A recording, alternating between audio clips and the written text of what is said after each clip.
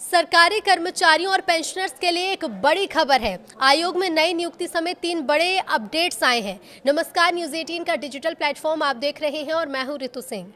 8वें वेतन आयोग पर हाल ही के 3 बड़े अपडेट्स आए हैं जो करोड़ों केंद्रीय कर्मचारियों और पेंशनर्स के लिए काफी महत्वपूर्ण है। एक एक कर आपको तीनों बड़े अपडेट्स के बारे में बताते हैं।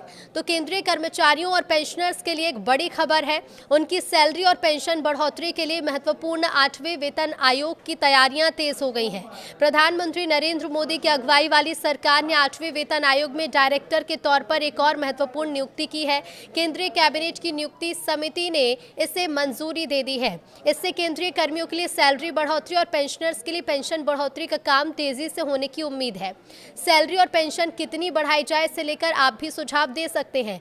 केंद्रीय कर्मचारियों के लिए महत्वपूर्ण 8वें वेतन आयोग में मोदी सरकार ने डायरेक्टर की नियुक्ति कर दी है।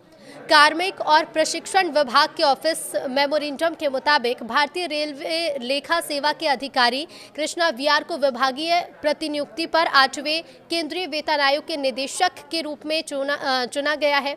नियुक्ति को लेकर एसीसी ने मंजूरी दे दी है। ये पद वित्त मंत्रालय के व्यय विभाग के तहत केंद्रीय स्टाफिंग स्कीम के माध्यम से भरा गया, जिसमें कहा गया है कि कृष्णा वीआर की प्रतिनियुक्ति अवधि अगले आदेश तक या 17 सितंबर 2029 तक रहेगी। यानी कि ये स्पष्ट है कि अब केंद्रीय कर्मियों के वेतन निर्धारण में गति आएगी। दूसरा बड़ा अपडेट ये है कि सैलरी पेंशन पर सरकार ने सुझाव मांगे हैं। केंद्र सरकार ने 8वें वेतन आयोग की आधिकारिक वेबसाइट लॉन्च कर दी है, जहां केंद्रीय कर्मचारी, पेंशनर्स और मंत्रालयों से सैलरी, पेंशन इंक्रीमेंट और फिटमेंट फैक्टर जैसे मुद्दों पर सुझाव मांगे गए हैं। आयोग ने स्पष्ट किया है कि सुझाव देने वालों की पहचान गोपनीय रखी जाएगी। सुझाव भेजने की आखिरी तारीख 16 मार्च 2026 है और सुझाव भेजने के लिए आपको सिर्फ MyGov पोर्टल पर जाकर ऑनलाइन फॉर्म भरना होगा। आप MyGov की वेबसाइट पर दिए गए लिंक पर ही जाकर क्लिक करके 18 सवालों वाले प्रश्नावली में अपने सुझाव दर्ज करा सकते हैं। आयोग ने ये कहा है कि सुझाव केवल इस ऐप के जरिए ही, इस वेबसाइट के जरिए ही मान्य होंगे। ईमेल या किसी अन्य माध्यम से भेजी गई किसी भी राय को स्वीकार नहीं किया जाएगा। ऐसे में तीसरा बड़ा अपडेट क्या है वो भी जान लीजिए। तो संसद में सरकार ने एक बड़ा अपडेट दिया है।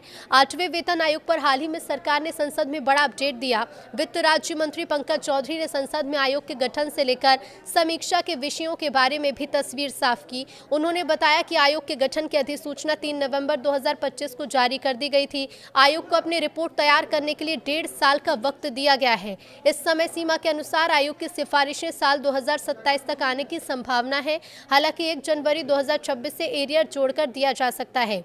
आयोग केंद्रीय कर्मचारियों और पेंशन भोगियों के वेतनमान, भत्ते, पेंशन स्ट्रक्चर और सेवा शर्तों की व्यापक समीक्षा करेगा। हालांकि सरकार ने अभी तक सिफारिशों को लागू करने के लिए कोई भी चरणबद्ध रोडमैप जारी नहीं किया है।